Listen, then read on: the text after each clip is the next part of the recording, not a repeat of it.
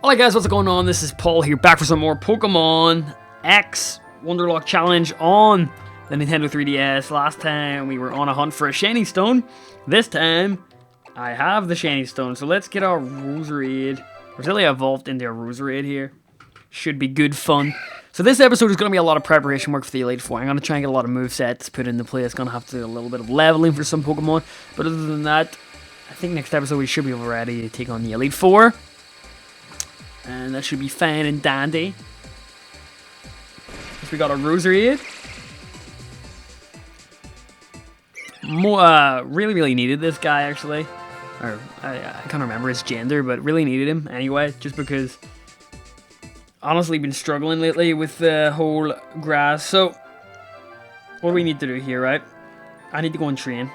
I need to go and train a lot. So let me just fly. He can fly, he can fly, he can fly, he can fly. Fly to the Pokemon Center at Victory Road. And what I'm going to do is do a lot of training just in Victory Road. I know I didn't, defeat all the trainers in there, but a lot of the Pokemon, ideally, I'd be looking for all my Pokemon that aren't level 70 to get up to like 60, 65. At the very least, because once we go in here, there is no turning back. There is no turning back. I can't, if I lose someone, I lose someone. There's no turning back to get another one. So, let me just reorganize my team here. The plan is, right, to get Roserade up to 65. We'll do that. And then, the plan after that is to get, what's his name? Gallade, okay. Gallade, I forgot his name. Up to level 65 as well. It's going to be tough. It's going to take me a while as well. But, I've got a lot of battling to do. And I'm going to do it now.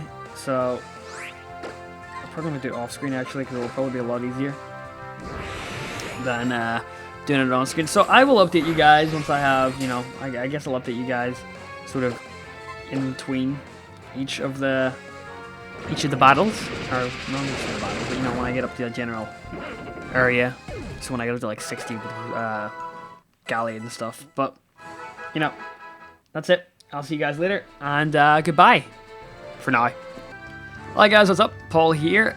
We're back, and I am post-dubbing this partially because I am an idiot, and when I was recording I forgot to select my proper microphone, so I ended up recording silence for like the next 30 minutes.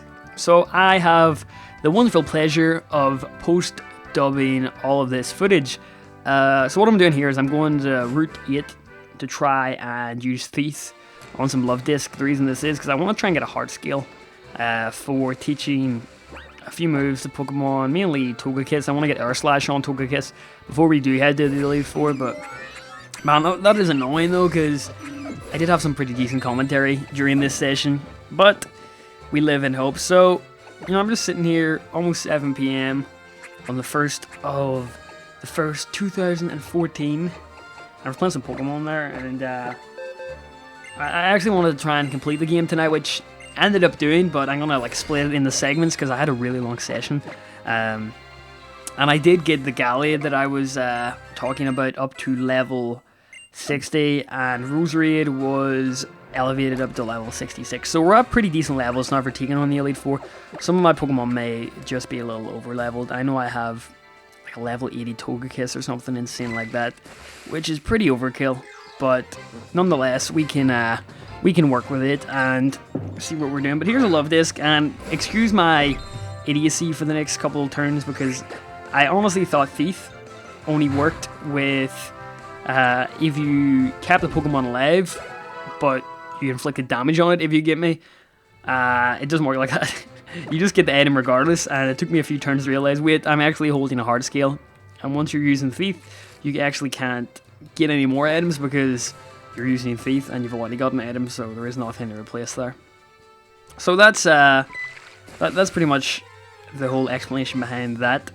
As for this series, I have pretty much got most of it recorded right now. I'm going to be uploading it pretty much daily until it's finished, and Then after that, I'm kind of thinking what to do. A lot of people wanted me to do Pixelmon stuff. I'm not too sure whether to do that or not. I know Old Man Willikers, Rob, and Pause said they might want to do some Pixelmon stuff, but I kind of see everybody else doing it, and I'm not sure whether it will go down well with my viewers, just because there's so much saturation of Pixelmon now, like literally everybody and their neighbors doing it, so I don't know if I want to hop on that or not. I wanted to do a let's play of some platform games again, because I've been pretty RPG heavy the past month or two with Pokemon. Obviously I've got the Light Platinum going, I have the Pokemon X going now, and then previously I had the Pokemon Y going, so there is a lot to take in there, so to speak. I'm going to take a sip of my water here.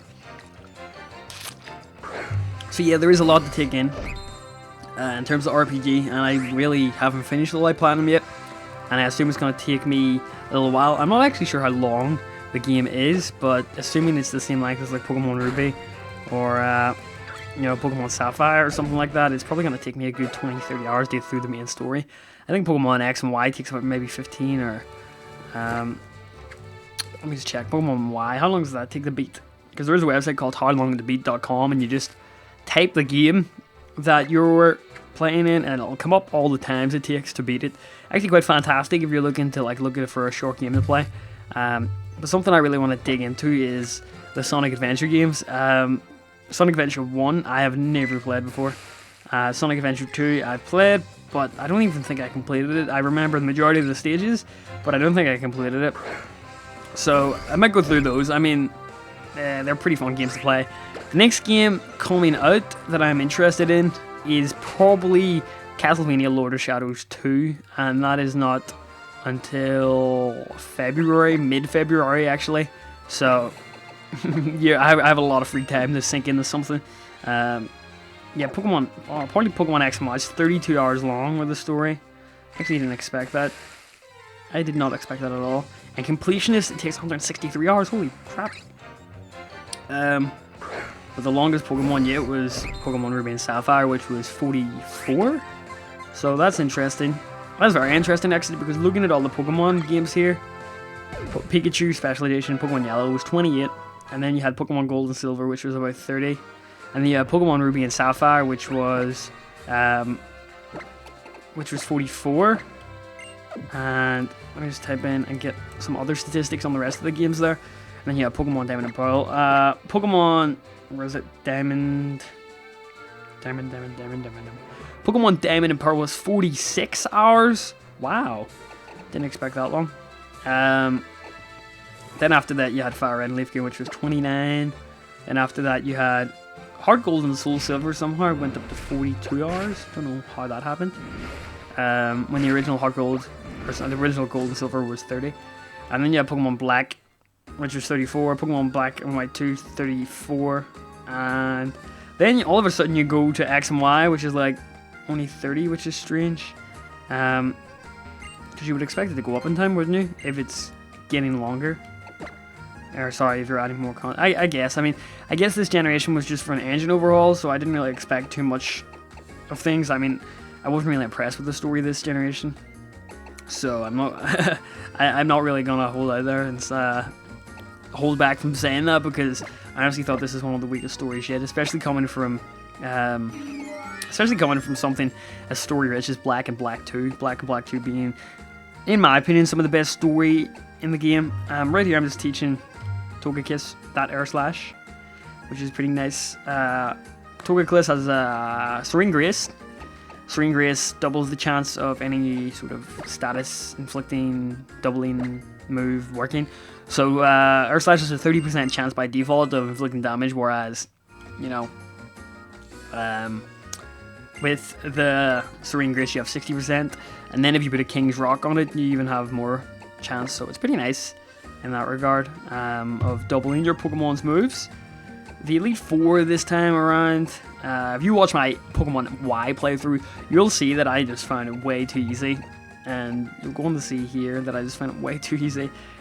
While I do appreciate the Elite Four, and I always come to sort of fear it when it comes, it is quite easy this time around in Y and X. X and Y, Y and X. You ever notice that? Like, I said this before, but the first sort of Pokemon in the generation name, the first sort of game in the generation name is always the most popular one.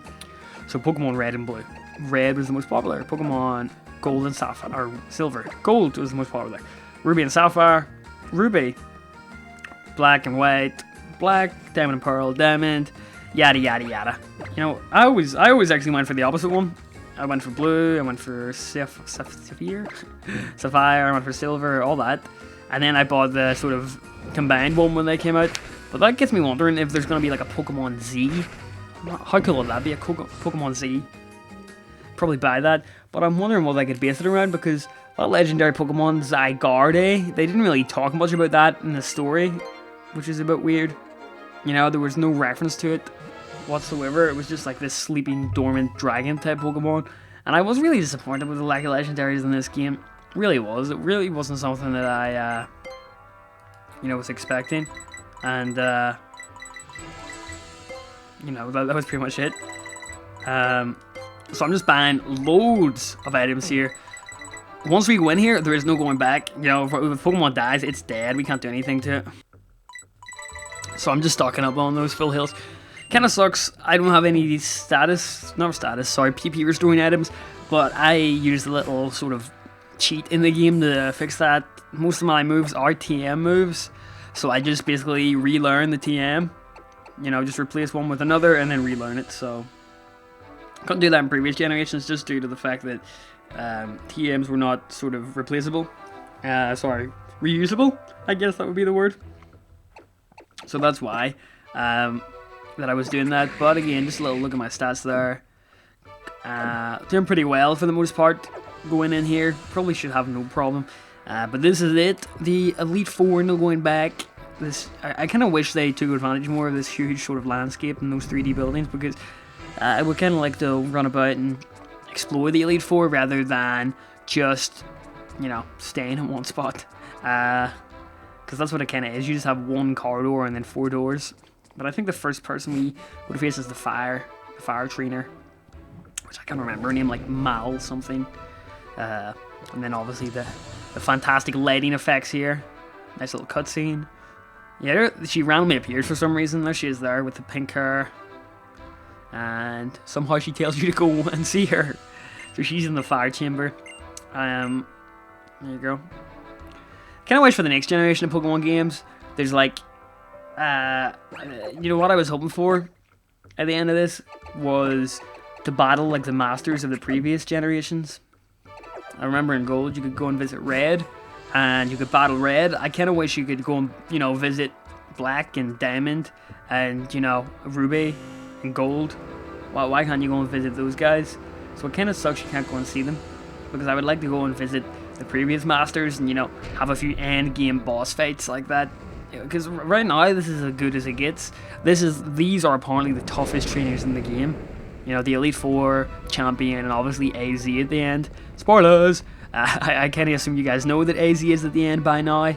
So, yeah, and AZ is a pushover. He's meant to be this 3,000-year-old man who has these not legendary, but who has, you know, walked over the earth for 3,000 years, and his Pokemon are level 60. You know, if I was a Pokemon trainer and I was walking the earth for 3,000 years, you would expect my Pokemon to be a lot stronger, wouldn't you?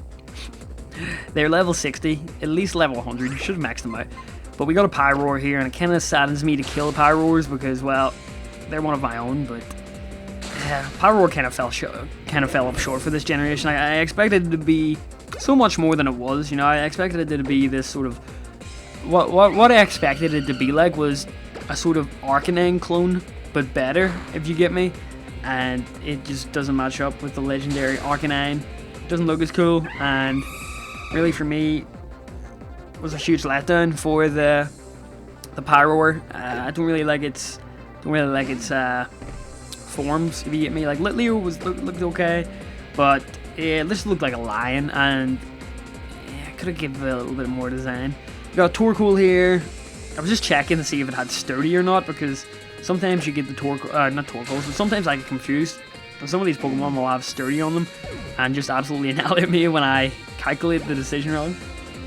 But lucky enough for me, he goes down quite quickly, which is nice. Very nice. So, almost there with the fire one. I mean, it's going to be a breeze, pretty much. Chandelure takes a hit and goes down. 71? 73. Yeah, this is what I mean about over leveling. So there she is. Number 1 down.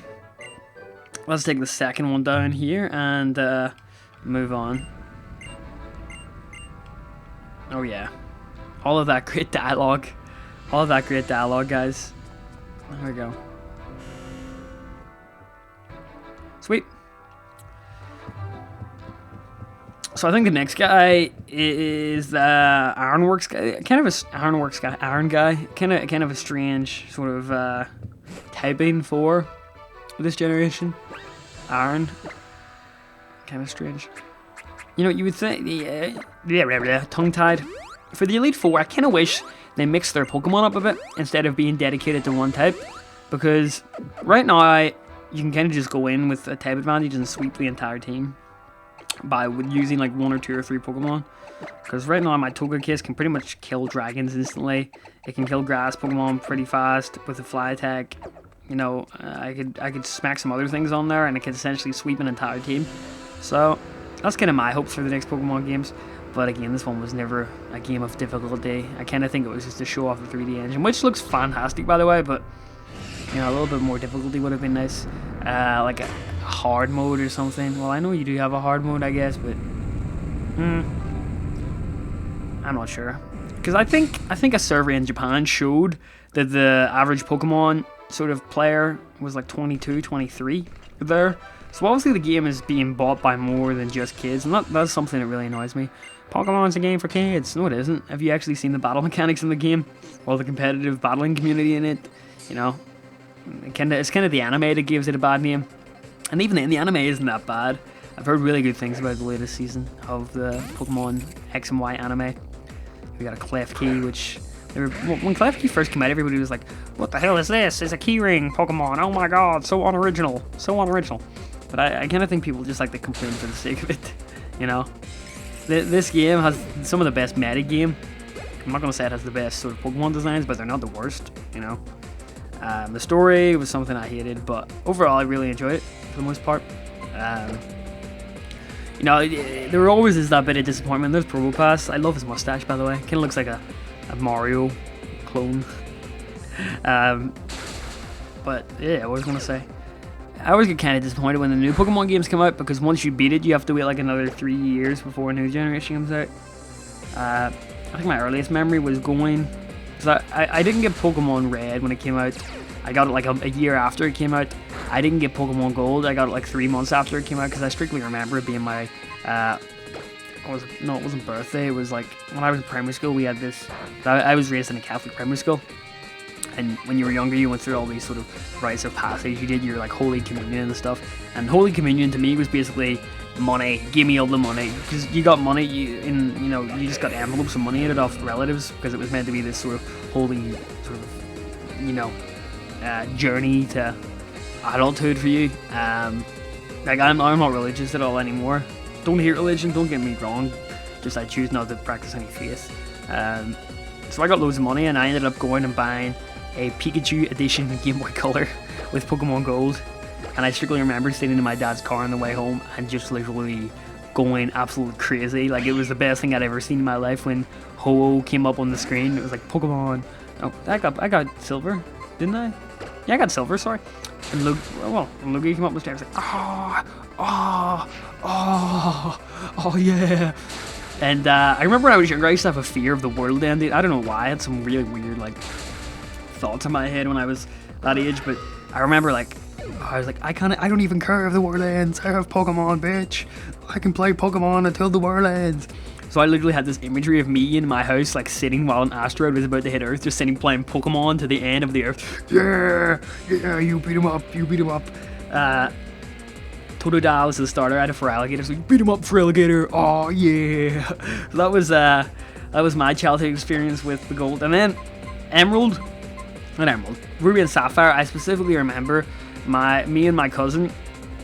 We forced my uncle, my cousin's dad, to go to game at 9 AM in the morning and pick us up a copy of Ruby and Pokemon Sapphire. So I got Sapphire, he got Ruby, and we literally sat in his living room and played it the entire day. We skipped school that day. Very generous of our parents to let us do that, but we skipped school that day, which was sweet, and just literally got like halfway through the game And then when I caught Kyogre in that game, because I ended up basically for every generation I ended up having both copies, but I played sort of the other one first. When I caught Kyogre, I went nuts. But Groudon, when I caught Groudon, it was even worse because it took me so long to get Groudon. I went through all my balls and I had to reset multiple times. And then I got it. I was like, yes. I was at one of my mum's friend's daughter's birthday parties. Yes, I remember this exactly. And I just went around and started hugging everyone. I was so happy. For Diamond and Pearl, however, I actually ordered them online from America.